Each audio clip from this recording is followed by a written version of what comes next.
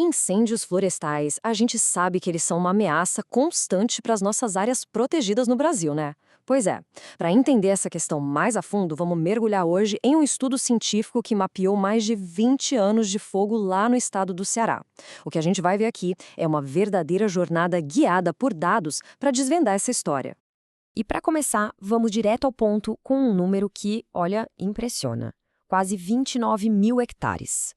Para se ter uma ideia, isso é o equivalente a quase 29 mil campos de futebol. É muita coisa. É uma área imensa de vegetação protegida que simplesmente virou cinza. Esse é o tamanho do desafio que os dados nos ajudam a entender. Ok, e como a gente vai decifrar esse número? Nosso roteiro vai ser este aqui. Primeiro, a gente entende a dimensão da ameaça. Depois, como os cientistas mapearam tudo isso. Em seguida, onde o fogo mais se concentra, quais são as características dele. E, por fim, a parte mais importante, o que tudo isso realmente significa na prática. Então vamos lá. Primeiro, o contexto. As unidades de conservação, as famosas UCs, existem justamente para proteger nosso patrimônio natural. Só que o fogo aparece como uma das maiores perturbações, sabe? Danificando a biodiversidade e ameaçando ecossistemas inteirinhos. E olha, esse não é uma opinião, não. É um fato que a própria pesquisa destaca. Essa citação aqui deixa tudo bem claro. O perigo não é algo que acontece de vez em quando. É uma realidade persistente que essas áreas enfrentam ano após ano. Tá, mas como é que se investiga um histórico de 22 anos de incêndios? Parece uma tarefa impossível, né? A resposta, acredite, vem lá de cima, do céu. Os cientistas fizeram uma verdadeira investigação de alta tecnologia usando satélites para contar essa história oculta do fogo. O processo, de um jeito bem simplificado, seguiu basicamente 3 passos. Primeiro, eles coletaram um monte de imagens do satélite MODIS. Depois, foram mapeando cada cicatriz que o fogo deixou na paisagem. E, por fim, analisaram os padrões que surgiram ao longo dessas 2 décadas. E o foco geográfico dessa investigação foi bem específico. Todas as 14 unidades de conservação do Ceará. Foi um panorama completo que permite entender a dinâmica do fogo no estado todo. Bom, agora vamos para os resultados. E a primeira grande descoberta do estudo já responde uma pergunta fundamental. Essa destruição toda está espalhada por igual, ou será que ela se concentra em alguns lugares específicos?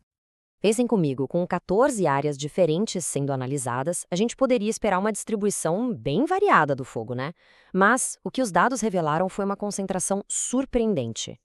E este gráfico aqui mostra a resposta de um jeito impressionante. Quase 88% de toda a área queimada em 22 anos está concentrada em apenas 2 das 14 unidades. As outras 12 todas juntas somam os 13% que sobraram. É uma concentração absurda. Então, o ponto crucial é este. 2 APAs, áreas de proteção ambiental, a da Chapada do Araripe e a da Serra da Ibiapaba são os grandes epicentros do fogo no Ceará. Entender o que acontece nelas é a chave de tudo.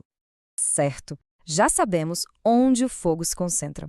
Agora, a análise avança para a gente entender o quando e o como.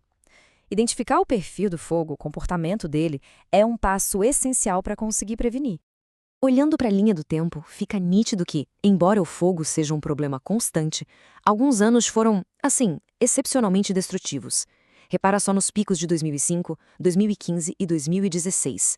Eles se destacam muito, mostrando períodos em que a atividade do fogo foi bem mais intensa. Agora, o que é bem interessante aqui é o padrão sazonal. Os dados são claríssimos. Outubro, novembro e dezembro concentram quase 79% de toda a área queimada. É o período seco, né? O final do ano é o momento mais crítico. E qual o tamanho desses incêndios? A gente tende a imaginar aquelas catástrofes gigantescas que passam no jornal. Mas a verdade é que mais de 80% são incêndios de classe 3, ou seja, de médio porte. O grande perigo, na verdade, está na soma de centenas desses eventos ao longo do tempo. E aqui vem um dos dados talvez mais alarmantes do estudo, a recorrência. Alguns trechos de terra não queimaram só uma vez, eles queimaram de novo, e de novo, chegando a queimar até 5 vezes no mesmo local. É muita coisa. E a APA, Serra da Ibiapaba, um daqueles epicentros, exemplifica isso perfeitamente. Mais de 11 mil hectares de danos foram causados por incêndios que aconteceram de novo e de novo, degradando continuamente os mesmos ecossistemas. Bom, chegando na parte final, a análise mostra como toda essa montanha de dados se transforma em conhecimento prático. Afinal de contas, qual é a grande lição de tudo isso? Dá pra gente resumir as descobertas em 4 pontos-chave. Primeiro, o problema é super concentrado. Segundo, existe uma janela de perigo bem definida no final do ano. Terceiro, o dano é muito pior por causa da repetição. E quarto, a tecnologia de satélite é simplesmente essencial para a gente conseguir enxergar tudo isso.